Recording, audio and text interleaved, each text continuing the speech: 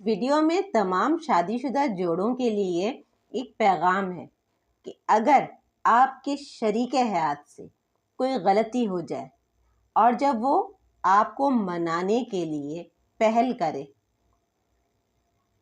तो दरगुजर से काम लीजिए, बजाय इसके कि आप तंज व ताने दें या उसे इग्नोर करें। रिश्तों की मिठास मुआफ़ करने में है, अकड़ने में नहीं। यूं तनी हुई गर्दन रिश्तों में करवाहट और दूरी लाएगी।